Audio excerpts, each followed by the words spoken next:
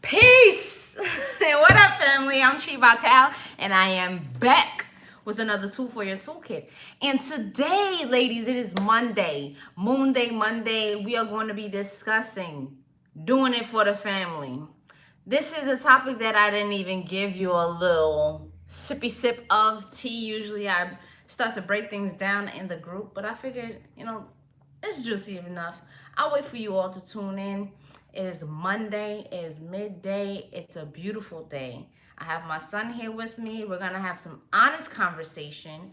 These are things that he's well aware of, and this is partly why I wanted to have him here so you can understand that these conversations that we're having, ladies, are meant to be had not just among ourselves, but if we are mothers, we are responsible. Yes, we are responsible for having these honest conversations with our children, because what we are doing here, what up?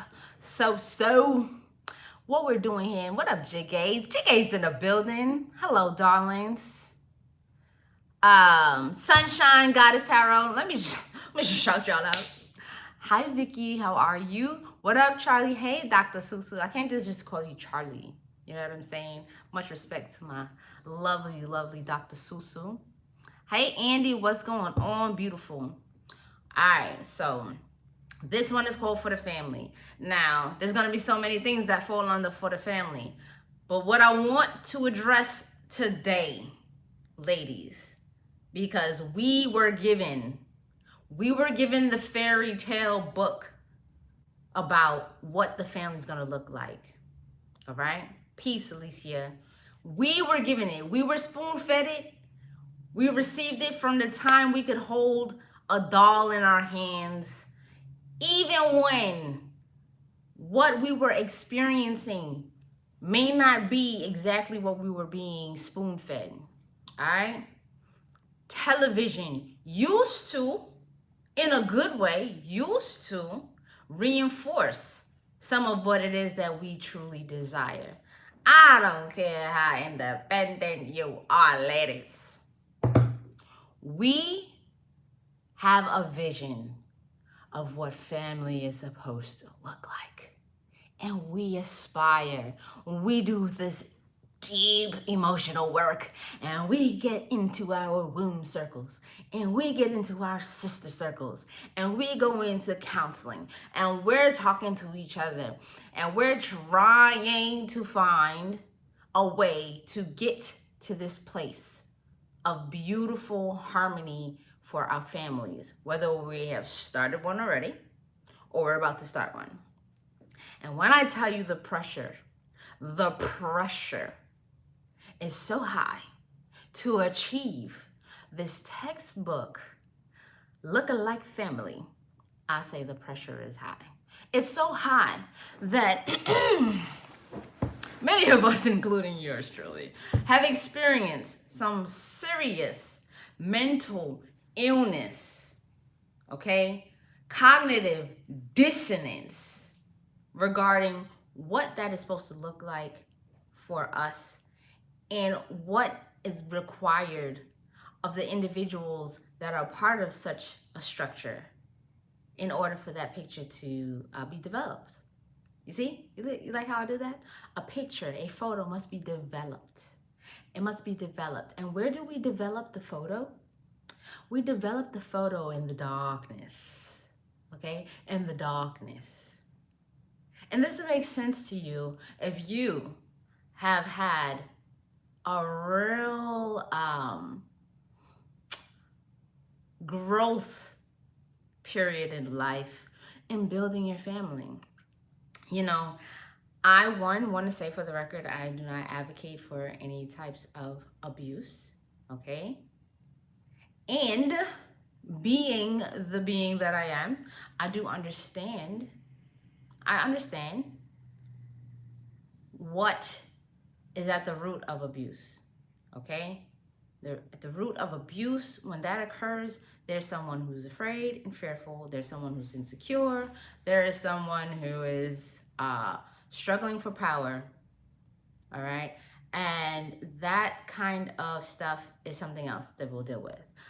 We're actually going to focus on what drives us crazy as women trying to do it for the family, okay? And what really works and what doesn't work, and what's fair and what's not fair to us.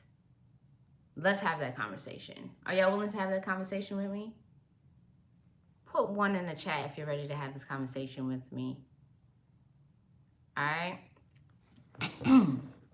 So, my son is here. Say what up, Lito.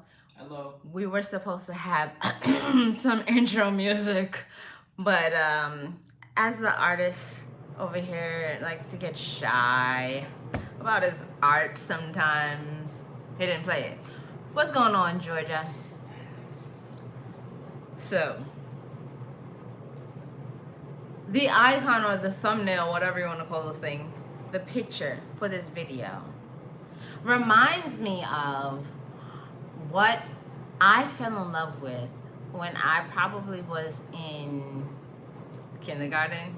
I mean, that's when we start playing house, isn't it? Where this mom, dad.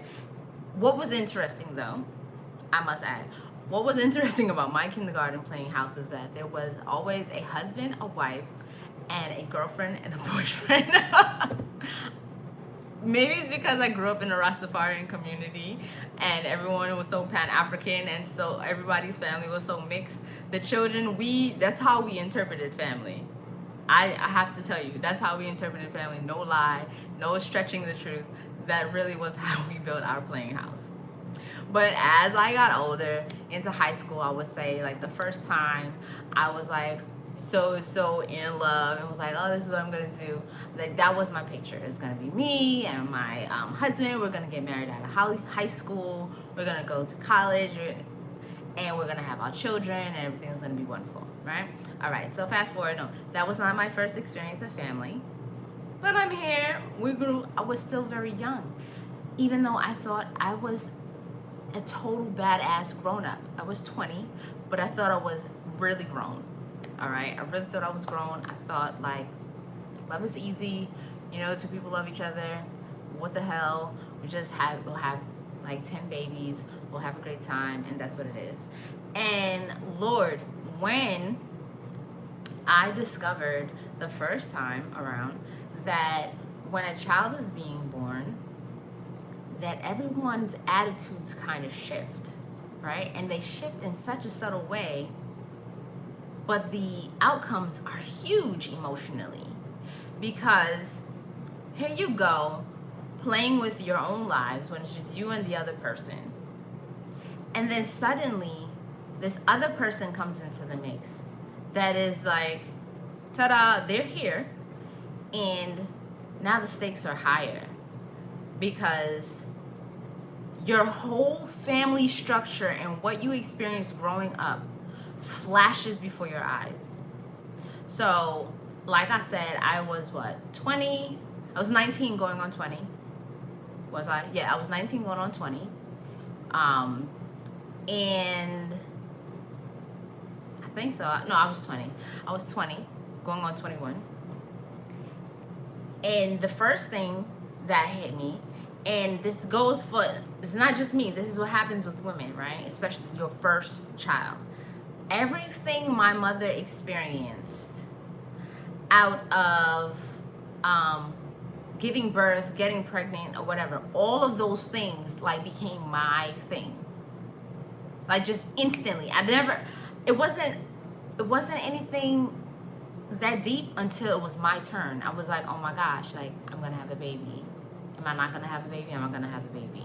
And like, what's my family gonna look like? Okay, and me and my son's father are gonna be together forever, because like I just don't want my child to experience what I experienced, even though like my dad really loves me, but like we're not together, and like I'm gonna fix it, right? I'm gonna fix it. So every time we start a new family, right, the first thing is like, I'm gonna be the superhero. I'm either going to mimic the perfection that I thought my parents were, no matter what I go through with whatever individual I decide to build with, okay? Or I am going to absolutely combat every challenge that my parents had, and I'm going to be more perfect because I saw all of their mistakes and I know how to fix it. Boy, that is just a recipe for disaster, because it does not allow us as women to be present with what's actually happening. Okay? So first things first, now that I'm a parent, right? I know that there's things that I experience in my relationship personally that I don't experience in front of my children. Okay? So for those of you who have experienced a beautiful childhood where your parents appeared to you to absolutely never have any type of altercation whatsoever, I found out from my elders, my grandparents, that even in the perfection that they performed in front of the children, there was a workshop happening behind closed doors. All right? The thing about that is, while it's beautiful emotionally for the children that come from that background, when they get older and they experience real life altercations and disagreements and challenges with their mate, they did not receive the tools of experience of how to deal with that shit. Okay?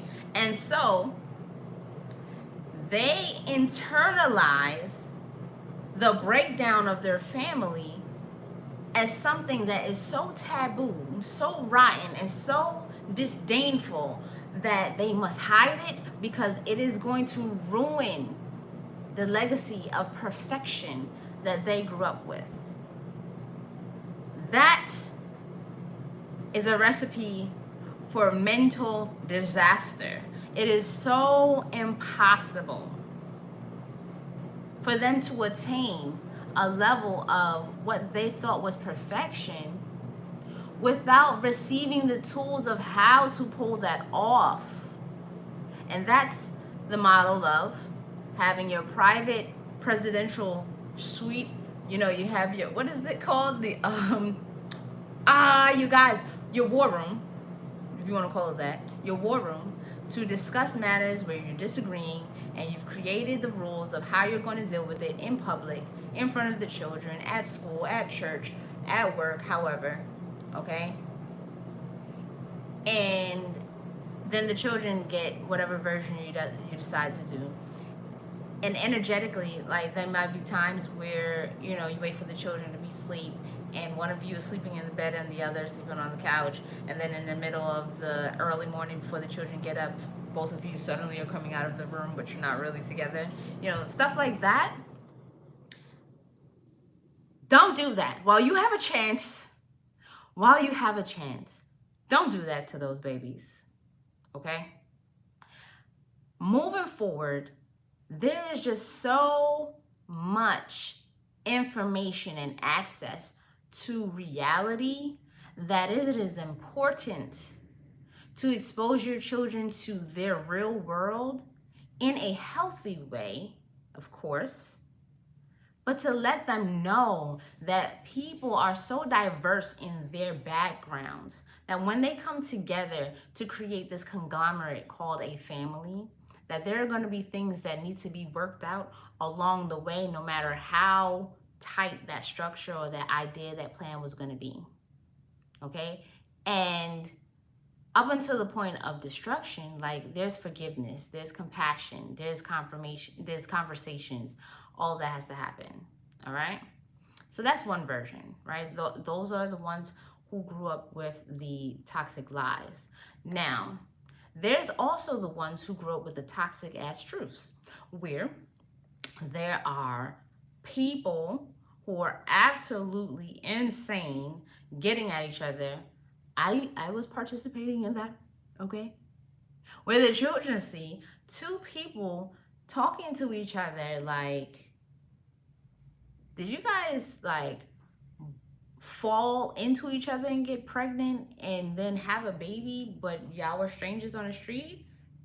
Or do y'all belong to two warring gangs? Like, how did this come together? Because y'all are disgusting. Okay? Right. Um, it needs to be explained when it's ugly like that, that someone needs to explain, I have not matured enough to learn how to communicate effectively and show respect even when I disagree. This is my problem. Or I have a freaking control habit and I want to control everything that's going on in here because I feel like if it's not in my control, that my position is threatened or whatever the case may be. Is it easy? No.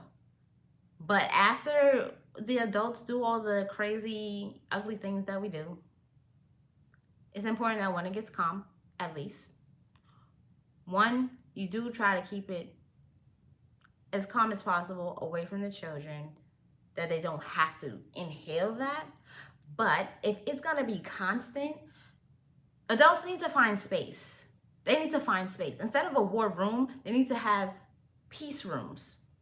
Like, go have a time out. You know, the same way that we tell our children, go have a time out.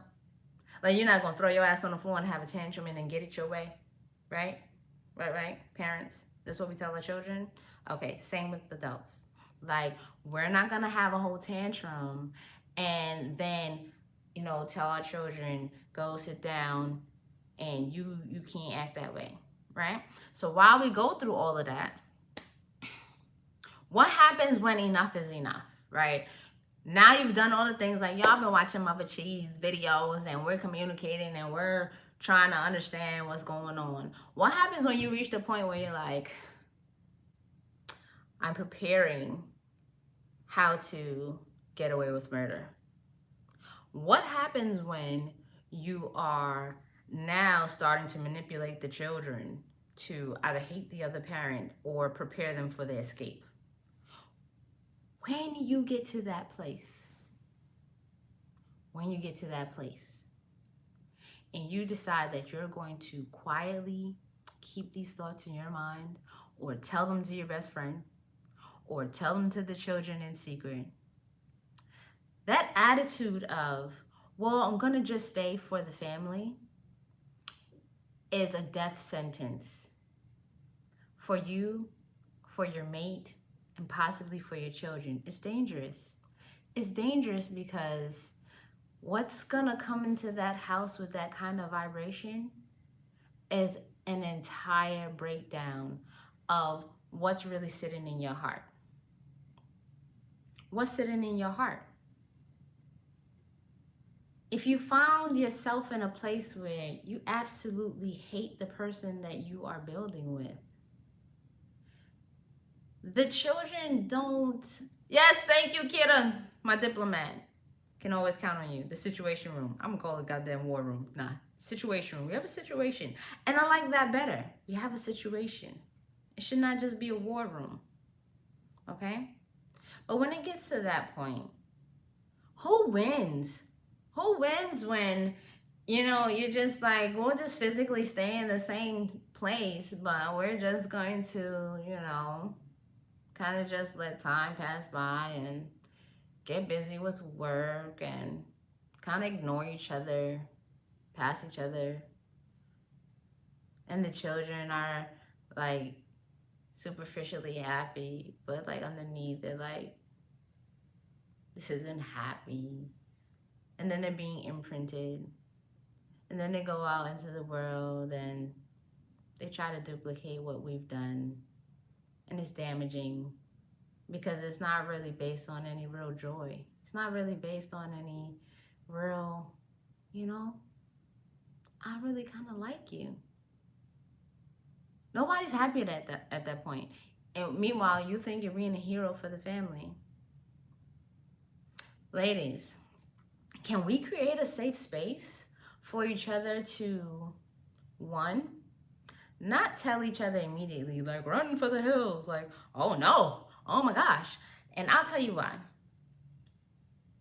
Like, behind the scenes, I'm always like, asking both sexes, like, what do you think about this? What do you think about that? Have you ever experienced this? Right?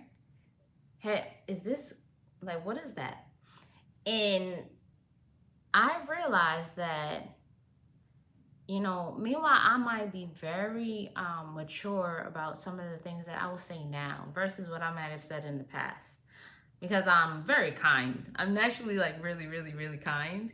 Even when I'm upset, I'm like, if I love you, then these are the kind of things that will come out of my mouth. I will explain why I'm upset, but I truly don't wish to use my words to really cut down and demean who I'm with, because my words are powerful. Okay? And I believe that. So, if I get to that point, then I know like I'm really, really missing something. But I also realize that not a lot of people are that practiced in how to express themselves when they're that hot. And so the people that I've surveyed are like, yeah, I've said those nasty things. And yeah, I did realize I was being a monster. And then, even honestly, because I was mad as shit, I don't even care what I said. I mean, it's over now. But back then, like I said it because I did mean those words because I was so mad and the situation was what it was. And so I'm like, all right. So then there's got to be this like space between like, am I going to be extra sensitive and like not have any space for the upset words?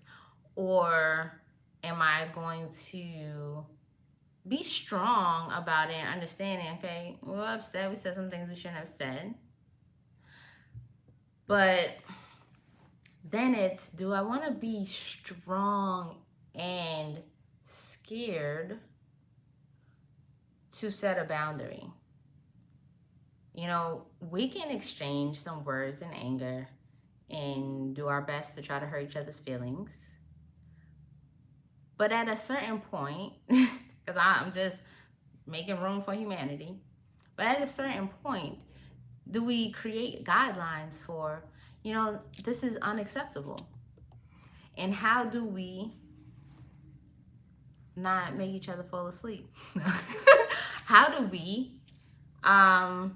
deal with that? How do we deal with that? How do we create boundaries and still learn how to build not just a false sense of for the family, but still maintain a safe space? And what is safe space? And do you have a safe space? Do you have someone to talk to when you feel like your space is no longer safe? Do you have reinforcements for when things get out of hand and things will get out of hand? So those are my questions to you. How do we combat the for the family syndrome? What are your best practices? Reality versus delusional hopefulness. Because that's what I'm combating. Not you don't have hope, don't have faith that, we're going to grow and we're going to implement certain tools so that we can like get over this hump or get over this patch. You know what I'm saying? But like delusional hopelessness, like this is not going to work. Like this is not going to work in this moment in time. Do we have enough faith in the individual, even if there's meant to be some time period where people think about what is it that they truly want? Do they need to return back to their center and go, all right, this is what I want to build? I might need a moment of isolation. I might need a moment to rethink. I need to restructure certain habits of how I speak, because the way that I speak may be just a subconscious thing that's been reinforced by it worked before and now it's not working. You see what I'm saying? Like we can have something like the wrong technique be reinforced because it's been rewarded in the past. That's like when I studied physical education and it was like teach it right the first time, because if you reward the wrong technique just because they got the basket and the ball in the hoop, they're going to continue doing it the wrong way, thinking that that's the way. Teach the proper technique until the proper technique also leads to them getting the ball in the basket. Then you have a whole system that works every single time, as opposed to just luck. You caught that? You get that? Let me see what y'all are talking about, because y'all had some really good things to say. Scrolling through the comments. All the family mental issues. That was my Jamaican, comes out sometimes. Issues show up. Hell yeah. Especially when it comes to family. Yo, I know what the jiggy is talking about. Like, after going through so much, some of us, I say some of us, even if it's not like my own personal belief, but some of us are scared to start a family because we're like, I don't want to bring all of my garbage and all of my baggage and my trauma into the lives of these innocent babies. But you know what? When you're aware, you are ahead of the game. So if you truly want a family and you're aware of what's going on, my dad always likes to tell us, people don't fail to plan. Plan to fail, they fail to plan. All right? So you just plan. Family planning is a real deal. It's a real thing. And wealthy families plan families. That's just a fact. Okay? So if we're thinking of families and building legacies, then we should have a plan in place for, it's like a business, right? It is a business. I don't care what you're going to say. A family is the structure for a business. Okay? So you're going to have your family business plan, right? For the legacy.